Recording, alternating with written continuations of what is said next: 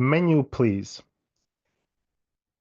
Iron has kind of like a magic way of putting together the right people to build the right things. So me and Chris, who unfortunately is currently on user research trip and flying, we both have a very strong connection to Asia.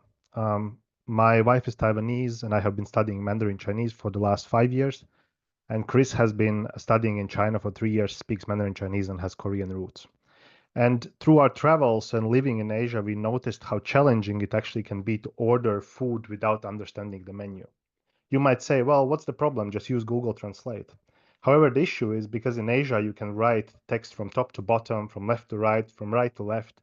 Google Translate often gets confused.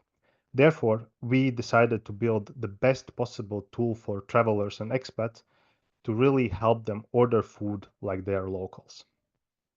But for you to better understand the challenge, let's take our persona. Meet Rocio.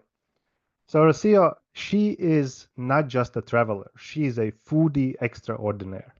So whenever she travels, she enjoys finding like the best dishes in the world, but she also not just wants to eat the food, she wants to understand the food. So this year, Rocio is traveling to Taiwan. Taiwan is a hidden culinary gem, and if you have never been, you should definitely go. So when she goes to Taiwan, she really wants to dive deep and understand the flavors of Taiwan. So the first day she arrives in Taiwan, she finds this amazing little lit alley that is just overflowing with flavors and different spices and aromas. And she goes in and finds this most local place, like only locals, no tourists, nobody. But the moment she sits down, she sees this menu. There's not really much she can do. And when she takes out her Google Translate app, it just says Jumping Buddha. Like, what's Jumping Buddha? So does Rocio have to now leave her culinary adventure? Will she only eat at touristy places with picture menus for oversized prices? No, not with menu, please. What we have created is a very simple mobile application. All she has to do is sign up for an account. So let's say her account is rocio@ironhack.com and a very unsafe password of 123546. She signs up and immediately can log in.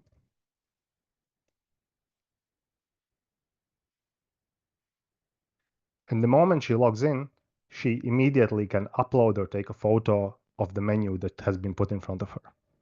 So she chooses her menu, selects a language and the restaurant. Let's say it's a Taipei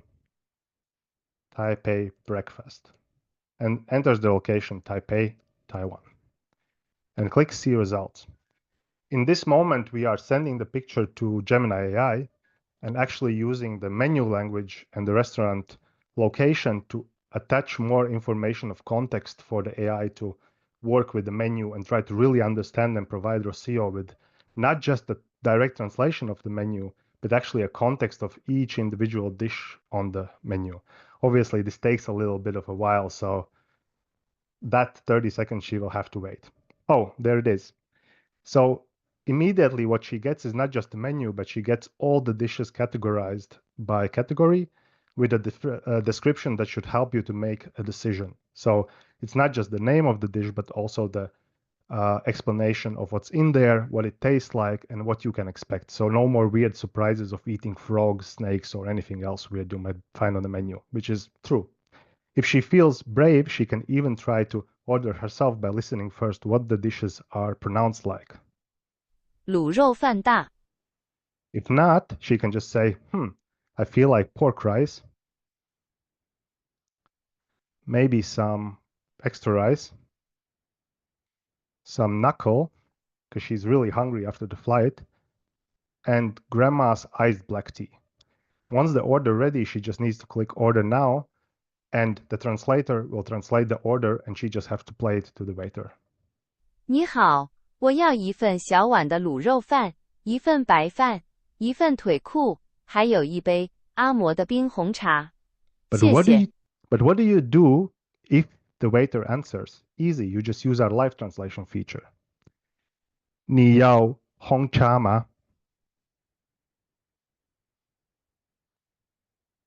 Do you want black tea? And here's the cool part. Because we use AI, you can be as creative as possible while you give your answers.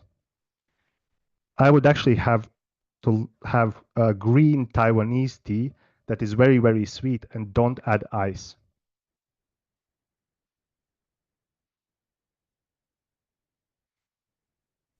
我实际上要一杯非常非常甜的台湾绿茶，不要加冰。And if she ever is in a restaurant that maybe is a bit more upscale, she can turn on the restaurant mode, which turns the screen black and doesn't annoy other guests. And of course, next time she visits the restaurant, if she really loved the food, she can see the menu and doesn't need to update data and spend her expensive travel data plan. So, maybe a little bit about the challenges. Very quickly, we realized that our software is really, really cool, and the problem we're solving is really nice. So what we actually did, we built it in a way that it's really, really modern and ready for millions. So actually, it has been moved to a much, much better backend and should be ready to be used by thousands and thousands of people. However, I would love to have some input from DevOps here. So maybe if somebody wants to help with the project, feel free to hit me up. And what's next? Well, we're going to add the next top 10 tourist destinations to our app. So currently it's just Chinese, Japanese, Korean. But if we do that, we could cover almost 200 million of travelers every year that go to Asia. And we also like to add extra features like, for example, providing your allergy data so you can order safely without getting sick. So we believe that good food is a good foundation for happiness. So understanding a menu is a really, really helpful feature. So if you want to test out the app today, it's available at Menu Please app.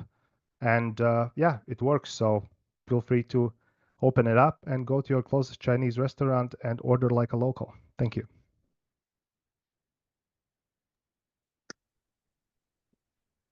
Amazing, Chris. It's to be expected, and really, I might be a little biased because Chris and Chris were my students, but yeah, it's a super impressive app. And then I also know that they didn't ask for much help during the week as well, which is even more impressive. This is things that maybe y'all didn't know behind the scenes, but during the project week, they actually told me like, oh, we can do this on our own. Like, you can go and help the other students. And I think just one or two small questions, they did all of that on their own. So it was a very big project, and they didn't ask for much help. So great job and great presentation as well. Well deserved.